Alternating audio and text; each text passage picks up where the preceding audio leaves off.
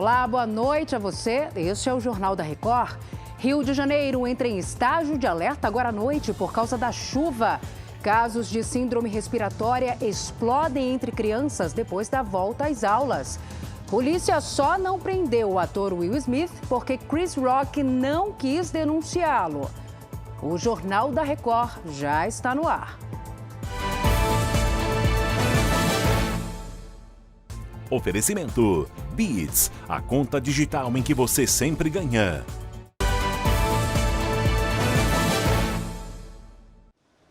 O desemprego no Brasil caiu entre os meses de dezembro e fevereiro. Os dados foram divulgados pelo IBGE.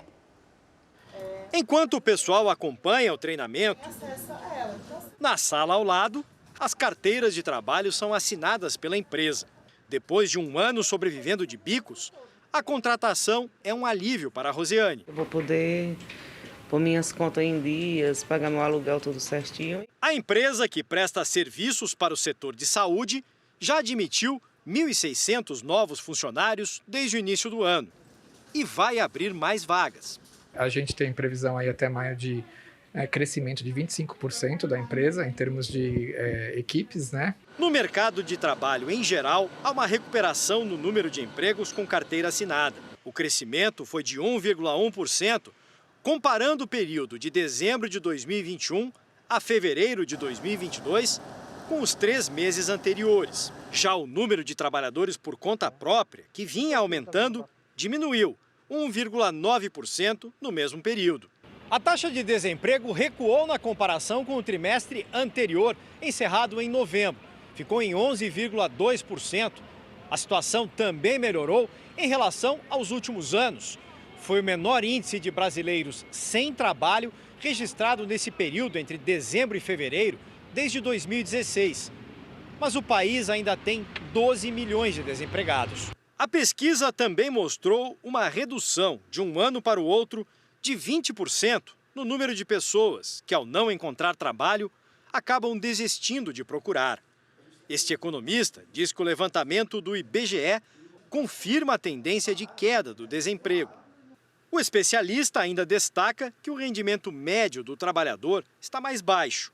É o menor já registrado desde 2012, quando a pesquisa começou a ser feita. Quanto menos se ganha, menos se consome. A gente está olhando para uma perda na qualidade de vida. Para quem estava desempregado, como a Maria, o mais importante é poder recomeçar.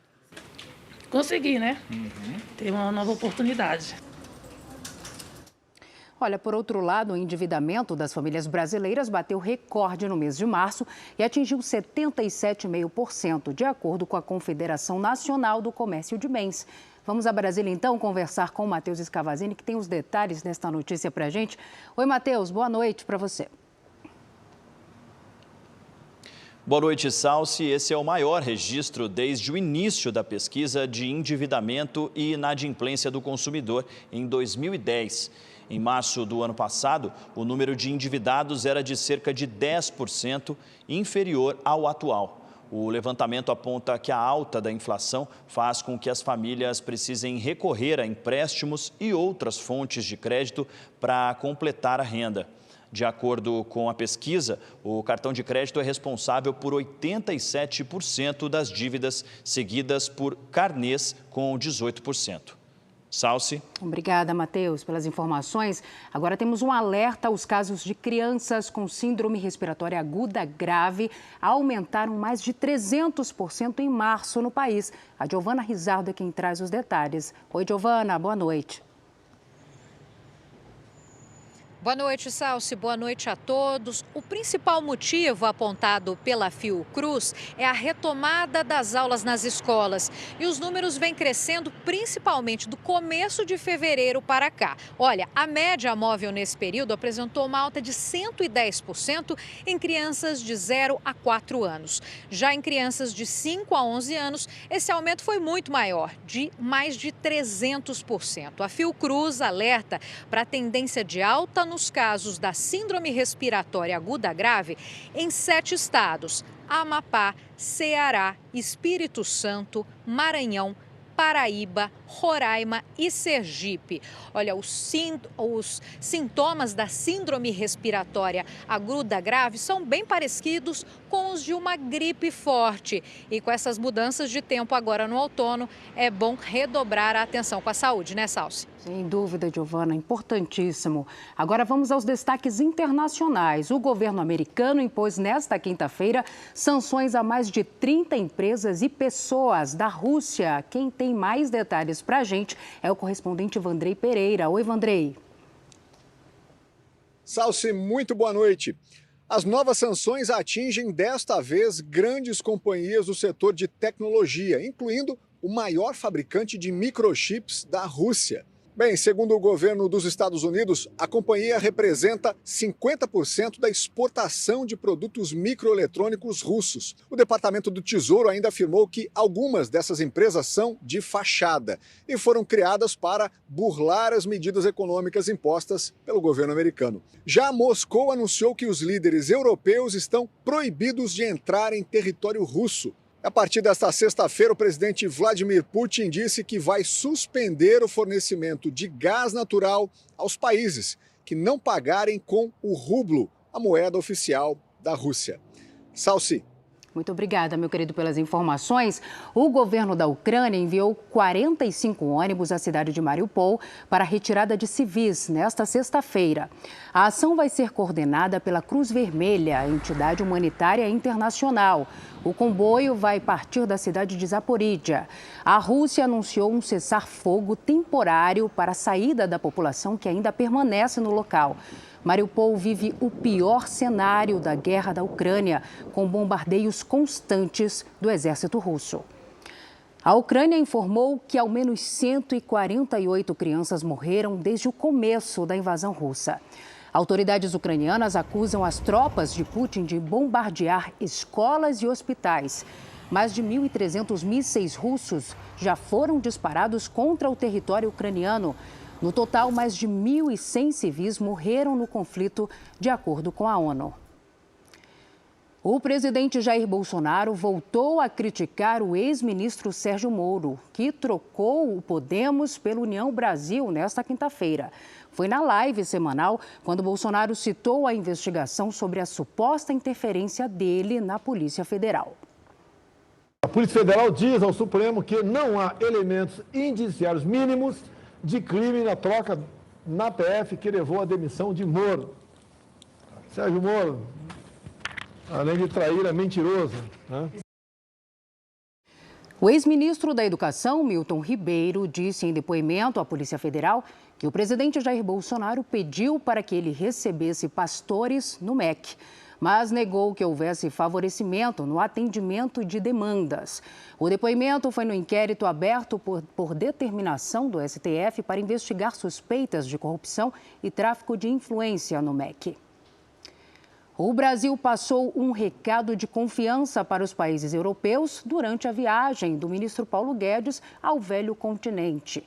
Nesta quinta-feira, a agenda foi em Madrid, num evento do Prêmio Nobel de Literatura Mário Vargas Llosa. No seminário promovido pelo escritor peruano, o ministro da Economia ficou entre Vargas Llosa e o filho dele, Álvaro. No discurso, Paulo Guedes ressaltou o papel do Brasil no atual cenário internacional. O Brasil pode ser muito importante para a segurança alimentar da Europa, para a segurança energética da Europa, além de ser hoje uma solução para o problema de mudanças climáticas, e não um problema, como eles estavam achando. A nossa posição realmente é de nos aliarmos às grandes empresas europeias. Produzimos hidrogênio verde no Brasil para exportar para a Europa mais tarde. E agora, com as nossas reformas nos marcos regulatórios, o Brasil virou a maior fronteira de investimentos em gás natural, em petróleo, em concessões na área de energia, eletricidade. Estamos privatizando os aeroportos, estamos privatizando portos, né? Esse ano ainda vamos fazer a privatização do maior porto marítimo da América do Sul, que é o Porto de Santos.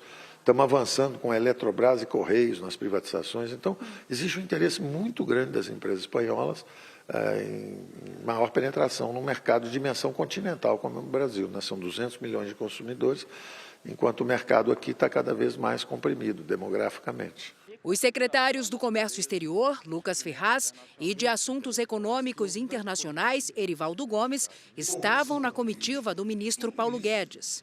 Além da entrada na OCDE, eles destacaram as negociações para um acordo entre o Mercosul e a União Europeia. A internalização desse acordo, tanto nos parlamentos da Europa e do Mercosul, nesse momento, seria, eu diria, estratégico, tanto do ponto de vista da recuperação pós-Covid, então ajudaria muito nessa questão da recuperação econômica, como também no novo contexto geopolítico que o mundo vive hoje. Quando nós apresentamos o que nós estamos fazendo, para onde nós queremos ir, quais são as oportunidades que o Brasil oferece, isso traz um estímulo aos empresários europeus a reforçar essa parceria com o Brasil. O que plantamos aqui é a ideia exatamente que o Brasil é um país que caiu menos, se recuperou mais rápido e está preparado para retomar uma dinâmica de crescimento. Agora a moeda nossa está se valorizando, então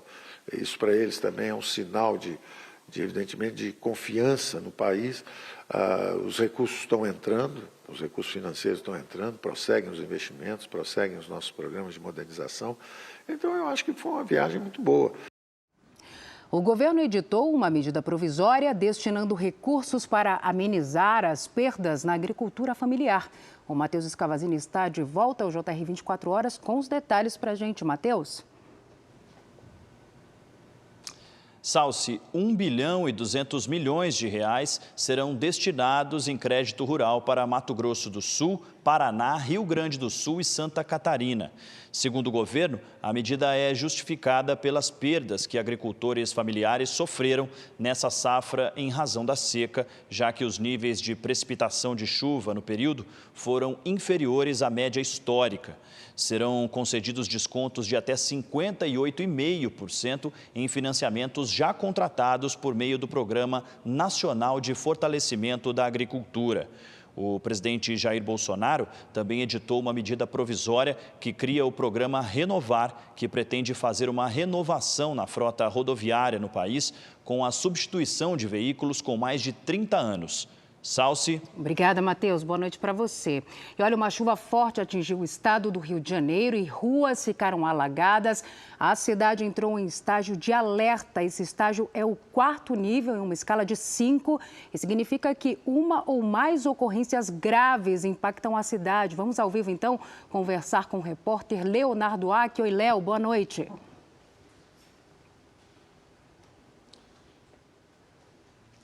Boa noite, Salsi. Boa noite a todos. Olha, Salsi, realmente a situação aqui no Rio está muito complicada. Desculpa, segundo o Centro de Operações da Prefeitura do Rio, o município entrou em estágio de alerta às 11h15 desta quinta-feira.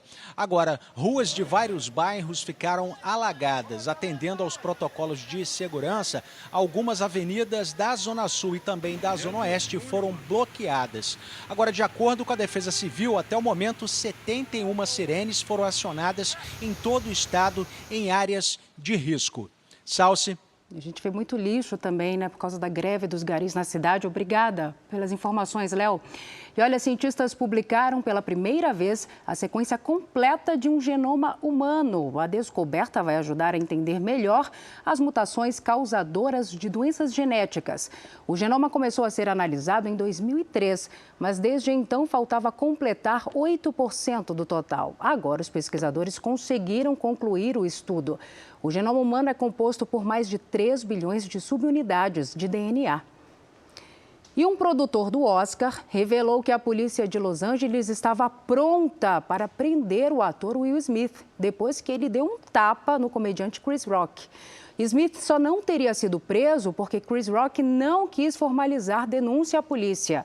O comediante falou pela primeira vez sobre o episódio na quarta-feira, durante uma apresentação. Ele disse que ainda está processando tudo o que aconteceu. Este foi o Jornal da Record. Outras informações no Fala Brasil, às 8h30 da manhã. Você fica agora com Fala que eu te escuto. Boa noite. Cuide-se. Tchau.